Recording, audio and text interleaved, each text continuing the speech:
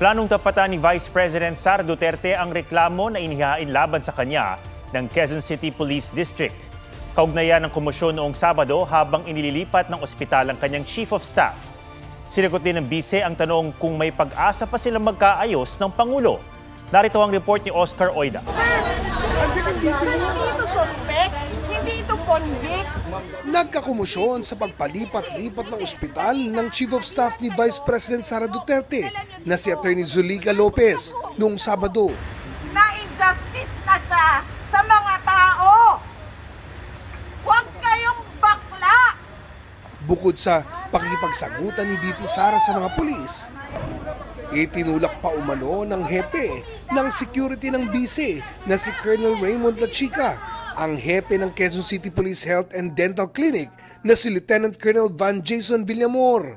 Nakita yan sa video na inilabas ng PNP.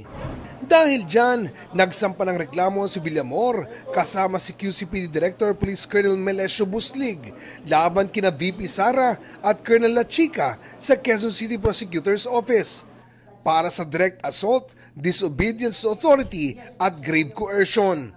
Kasama sa inireklamo ang ilang John Does at Jane Does. Nobody is above the law. So kung meron paglabag, ay ating sasampahan ng kaso. Hindi po namin inaasahan na magiging ganon ang kahihinatnan. Si VP Sara, maghahain din daw ng sariling reklamo. Initially, we are filing charges against them as well. For disobedience, for kidnapping, for robbery. Tingin ni VP Sara, hindi tatayo ang mga inihahandang reklamo laban sa kanya, kabilang ang sinasabi ng NBI na grave threat at posibleng paglabag sa anti-terror law dahil sa kanyang sinabing kung papatayin siya, may kinausap siyang papatay rin sa Pangulo, First Lady at House Speaker. On face value, it will not hold water. Yung grave assault, pinipilit na lang talaga nila na gawa ng kaso yung mga remarks ko. Natatawa ako sa violations on the anti-terrorism law kasi sinusubukan nila to reach sa aking properties and assets. Sinusubukan pang kunin ang panig nila Chika. Bunsod naman ang reklamo ng PNP, inalis muna ng AFP ang mga tauhan nila na bahagi ng security ni VP Sara, kabilang sila Chika. Pinalitan sila ng 25 pulis. We received a subpoena from the Philippine National Police. It means di nila kayang gampanan yung tungkulin nila to protect and secure the Vice President. That is why we are temporarily pulling them out. Meron pa rin siyang security composed of Philippine National Police members and AFP.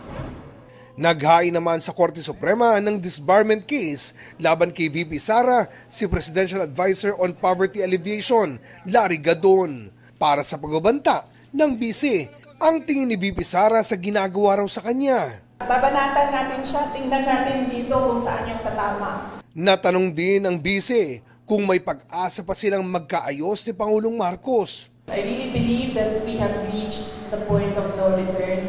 It is clear, ma'am, na they are really going after me. At gusto talaga nila akong tanggalin sa posisyon. Wala pang pahayag ang palasyo ukol dito.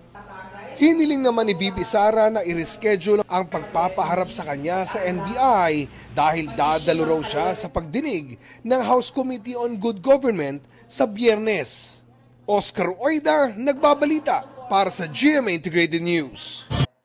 Huwag magpahuli sa mga balitang dapat niyong malaman. Mag-subscribe na sa GMA Integrated News sa YouTube.